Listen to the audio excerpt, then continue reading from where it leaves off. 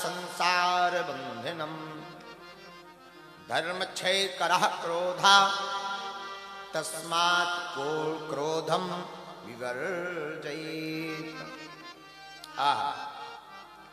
साधु कहते हैं भाई क्रोध जिंदगी में सभी विपत्तियों का मूलक है। जितनी भी विपत्ति जिंदगी में आती है वो क्रोध से आती है। ईगो भाई क्रोध ये सब समान ही है। अहमता, ईगो आ गया, फिर गुस्सा आती है। और क्रोध ज्यादातर उन व्यक्ति को आता है कि जो वो चाहता है वो ना हो तब और एंग्री। फिर तो देखो तुम, तो क्रोध संपूर्ण विपत्तियों का मूल कारण है। धर्म का विनाश भी क्रोध से होता है। गृहस्थ जीवन भी बर्बाद क्रोध से होता है। गृहस्थ यानी पति पत्नी पुत्र पुत्री आदि से नाता क्रोध से ही विनाश होता है। इसमें ऐसा कर सकते हैं कि एक व्यक्ति अगर गुस्सैल है, पत्नी बहुत ज्यादा लालटेन दिख रही है, बहुत गुस्सा में दिख रही, तो आप एक काम करो, मौन हो जाओ, 2, 5, 10 मिनट उसे चिल्ला लेने दो। ये भर ध्यान रखो कि बेलन ना उठाए, बाकी उसे बोल लेने दो। अगर वो बोलेगी नहीं तो वो दबी दबी दबी दबी एक दिन फिर विस्फोट होगा। बोल लेने दो, फिर उसके बाद में समझाओ। अगर कोई क्रोधी है और तुम भी सामने से जवाब गुस्सा में देने लगो तो महाभारत छन गई। क्रोध संपूर्ण विपत्तियों का कारक है। विपत्तियां जिंदगी में क्रोध से ही प्रकट होती हैं। क्रोधो ही धर्म हरति। हमसे कोई पूछे महाराज जिंदगी कैसे जीनी चाहिए, हम तो यही कहेंगे क्रोध में नहीं बोध में जियो।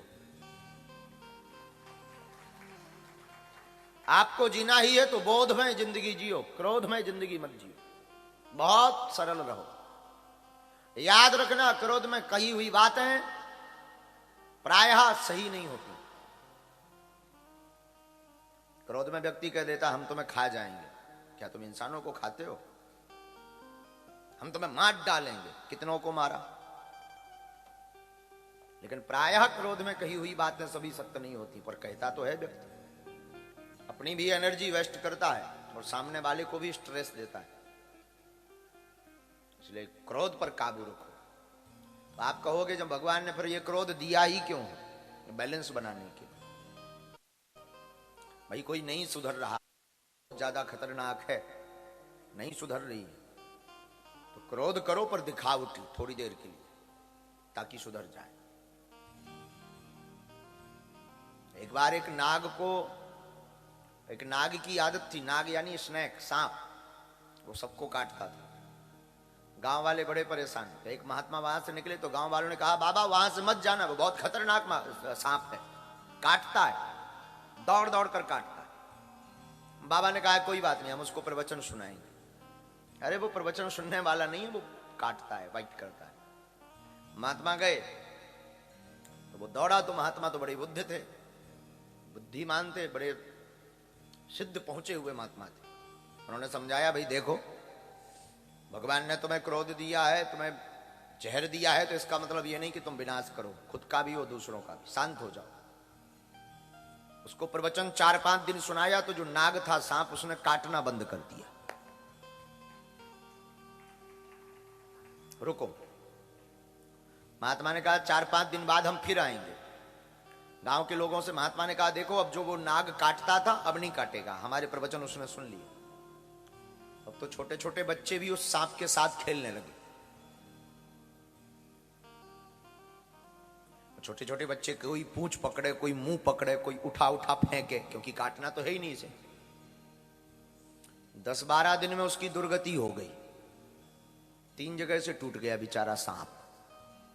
महात्मा जब लौट कर आए तो कहा कि ये तुम्हारी गति कैसे हुई? बोले सत्संग से।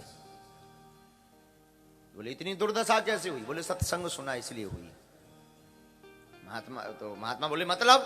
बोले ना तुम्हारा सत्संग सुनते, ना हम शाकाहारी बनते, ना हम प्रण लेते, ना ये दुर्गति होती। पहले हम काटते थे तो इस गली से निकलने में आदमी सोचता था। जब से तुमने प्रवचन सुनाए हैं कि तुम काटना मत, अब ये दुर्दशा हो गई कि चलते नहीं बन रहा है, 3 जगह से पूंछ टूट गई है। तो महात्मा ने धीरे से कहा, देख पागल, मैंने तुझे काटने के लिए रोका था, फुसकारने के लिए नहीं। फुफकार सकता, काटना नहीं है, पर फुफकार। अब आपने बता दिया, अब कल से ही ये बात एग्री है। अब दूसरे दिन फिर बच्चे खेलने आए, बच्चों की तो रोज की आदत हो गई थी। बच्चे फिर खेलने आए, और जैसे ही खेलने आए सो इसने फन उठा करके मारी फुफकार, बच्चों ने लगाई दौड़। तो भगवान ने क्रोध इस प्रयोग के लिए दिया है। अगर बच्चा सुधर नहीं रहा, बिटिया सुधर नहीं रही, बेटा सुधर नहीं रहा, पत्नी सुधर नहीं रही, थोड़ा सा दिखा दो कि हाँ गुस्सा है, लेकिन इसका मतलब यह नहीं कि तुम गुस्सा ही गुस्सा रहो। बैलेंस बनाने के लिए भगवान ने क्रोध दिया है। आपने नट देखा? नट, नट जानते हो, जो रस्सी पर चलते हैं, जादूगरी दिखाते, खेल।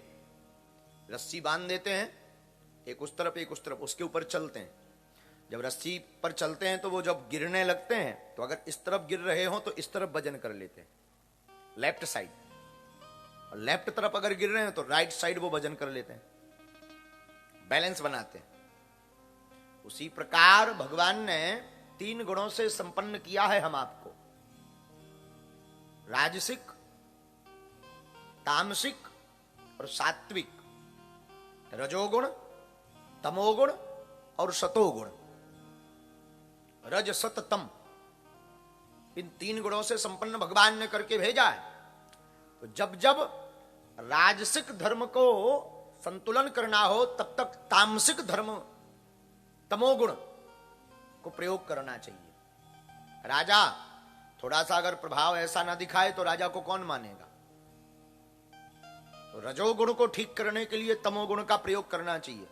पर जो रजोगुण और तमोगुण दोनों से परे हो जाता है, ऊपर हो जाता है, तो इससे ऊपर कैसे हुआ जाए?